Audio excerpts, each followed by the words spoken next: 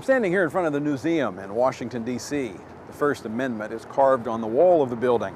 According to the First Amendment, Americans are entitled to free speech and the free exercise of their religious beliefs. Yet today, more and more Christians are being forced to check their faith and their right to free speech at the door upon entering their place of employment. Because of so-called employment non-discrimination laws in many states, just doing your job can be deemed offensive to some homosexuals and viewed as discrimination. This perceived discrimination now carries more weight to many employers than First Amendment rights of free speech or religious expression. Sadly, this reality is now costing some well-trained professionals their jobs.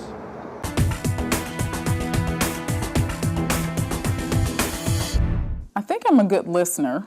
Before I actually got into counseling, I'd have people stop by my desk or office all the time just to talk and ask me, oh, what do you think about this? Or I'm having these sorts of problems. So I guess it was a natural fit. I'd go to work and just not happy, and I felt God pulling on my heart to do something differently. And for the longest, I kept ignoring it, trying to say, no, He's not telling me to do that. He's not telling me to go into counseling. And then I finally surrendered, and I went into counseling. I actually had to go back to school to get my master's degree to go into counseling. It's something about having someone come into your office that's hurting, and you can see that they're hurting. And if you're just there to, like I said, to listen to them, that means the world to them. So for me, it's really rewarding when I can have someone walk out of my office that originally came in tears, walk out with a smile on their face, or give me a hug, or say thank you so much. That means the world to me.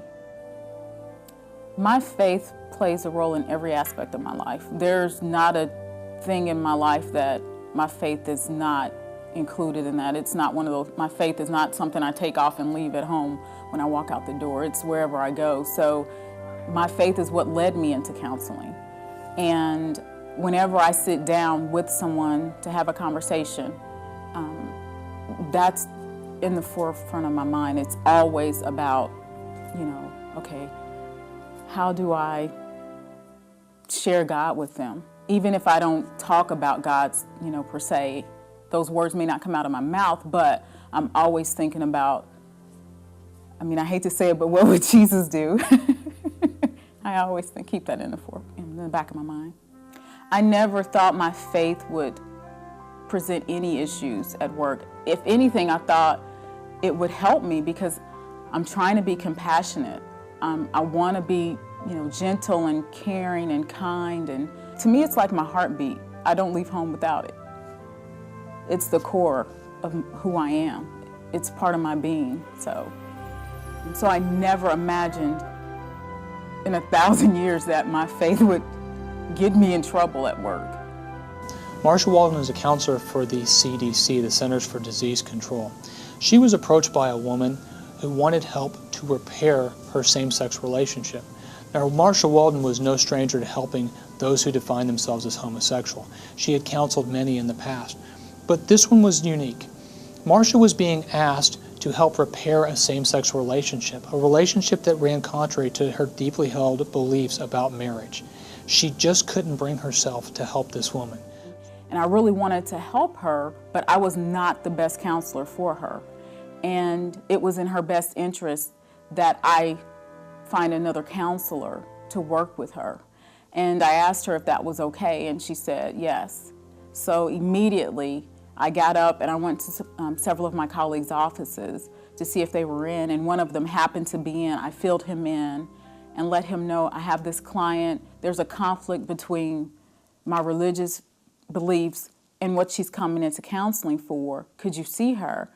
He said, absolutely. So I introduced them. He took her back to his office, and that was all a matter of 10 minutes from the time she walked in my door until he took her over and did the counseling. So what she did was she referred this woman to a fellow counselor. The woman was referred and getting counseling within 10 minutes. Matter of fact, later on, the woman in the same-sex relationship characterized this counseling she received as exemplary. That was her word. But unfortunately, that wasn't good enough for her. She was upset that Marcia refused to counsel her and filed a complaint with her employer that ultimately led to Marcia being dismissed.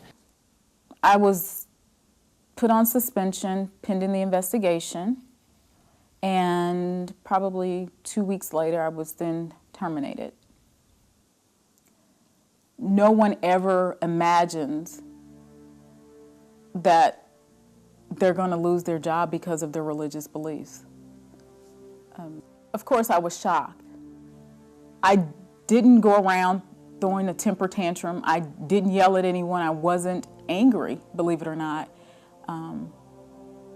I just praised and glorified God. I mean, I felt so honored that He had used me for such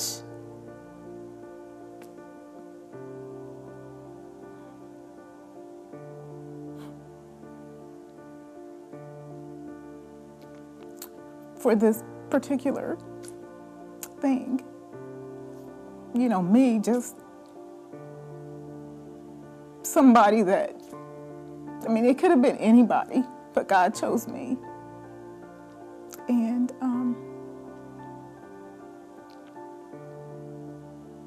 I just felt honored that he selected me.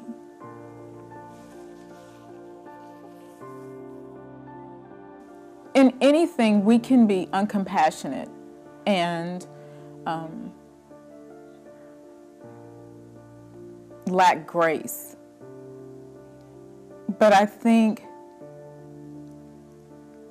God would want us to still show love to that individual because we're all sinners and we all fall short of the glory of God. So, in whatever we do, we still need to exhibit love and kindness. But I would say never compromise your values, your beliefs, and your principles. And God expects us to be bold. And we can't fear persecution. The Bible's very clear about, as Christians, I mean, Jesus was persecuted. So, of course, we're going to be persecuted for following Him.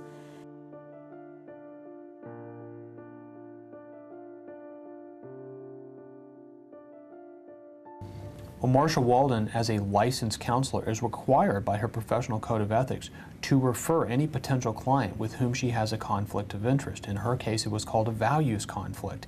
And it's generally understood that when counselors have a conflict with a potential client, they're supposed to refer them out. Every counselor throughout the course of their career will have a conflict. If counselors are not required to make these referrals when conflicts of interest exist, it will compromise the entire counseling profession.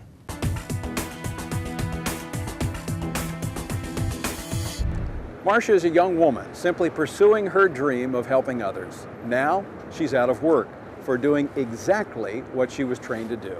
With ENDA, companies and religious organizations will be forced to be even tougher on free speech and religious expression in the workplace. Put an end to ENDA. Go to frcaction.org.